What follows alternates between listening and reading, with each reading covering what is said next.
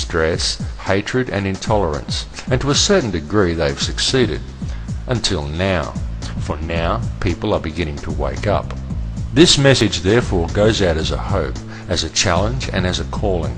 It goes out as a calling to everyone, and also as a calling to every police officer and to all military personnel, as a reminder to them that the job of the police is not one of blind enforcement of law, but is rather to protect and serve the public, not of protection and servitude to corrupt politicians, just as the role of the military is the protection of their nation, not the protection of the nation's politicians.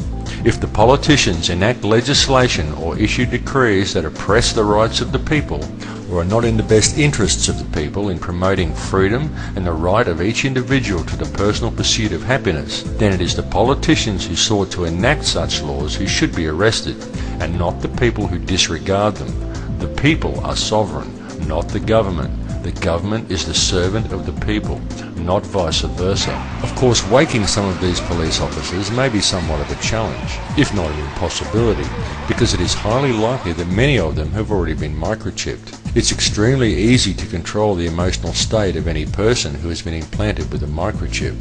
The human body is nothing more than a biological computer. All actions, feelings and emotions are detected by the brain as electrical impulses. Placing a microchip inside someone's body allows the computer to be interfered with by an external source, similar to a Trojan horse program on a home PC.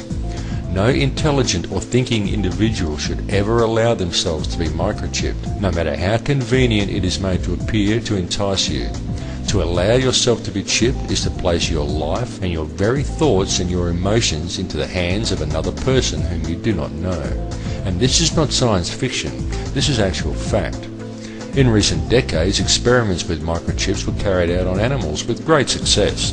Scientists were easily able to invoke extremes of emotion ranging from extreme contentment to violent anger, in this cat for example, with a simple change of frequency.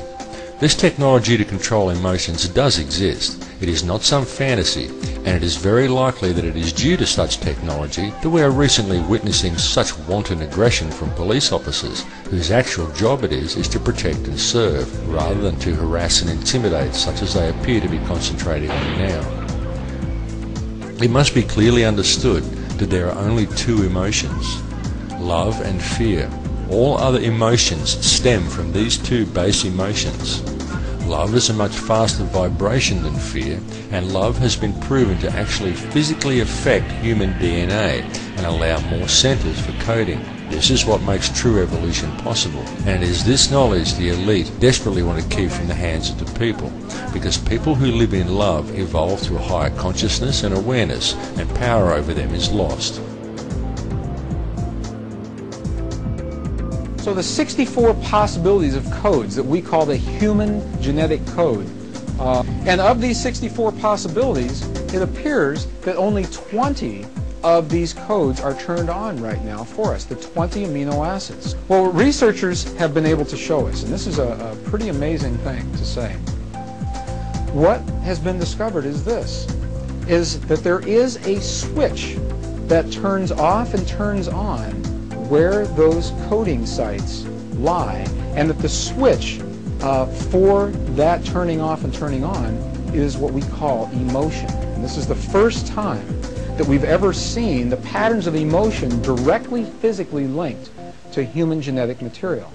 Emotion, the long wave, the long red wave of emotion, wherever this wave of emotion touches, where it crosses this double helix, is what determines where the site is that code will either be turned off or turned on. You and I are primarily capable of only two emotions, many derivatives of those emotions, and two primary emotions, fear and love. Well, fear is a long, slow wave of emotion. So this wave of fear is a long, slow wave and touches relatively few sites on this DNA. So an individual living in fear is limited to the number of antennae that they have available to them.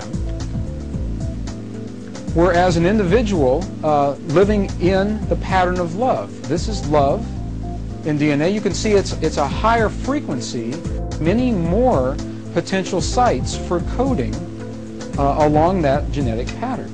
This information, this is amazing. This is the first time we've ever had a hard digital link between emotion and genetics. And what we're saying is this, that the way you interpret and perceive emotion in your lives directly, linearly affects and determines how your body responds genetically. In compassion, in love, you have the opportunity, and it is an opportunity, to encode many more genetic patterns within your body. This is part of the hidden knowledge held by organizations such as the Illuminati. This is why Western society and modern religions such as Christianity have striven so hard to wipe out paganism. In fact, modern religious institutions were so fearful of the message contained within paganism and deemed it such a threat to their hegemony that the practice of it was punishable by death. But you can ask even a small child from some obscure village in the Andes and soon realize that they all know this information, but it has been hidden from the West. It is important now, through all of the problems we face, to approach the world with only love in your heart. This can sometimes be difficult to do.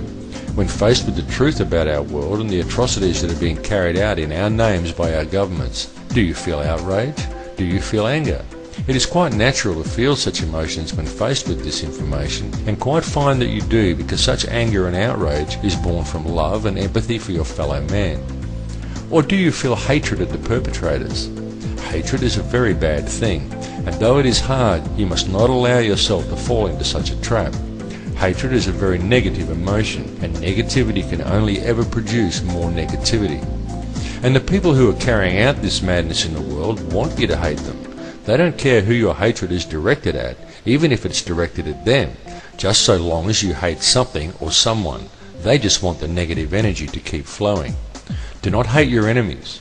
George W. Bush is a genocidal maniac, but don't hate him for it. Love him and pity him for being so misguided. Don't hate him and show anger born from hatred or bloodlust. Hatred empowers your enemies against you, and such demonstrations can only possibly provoke retaliation.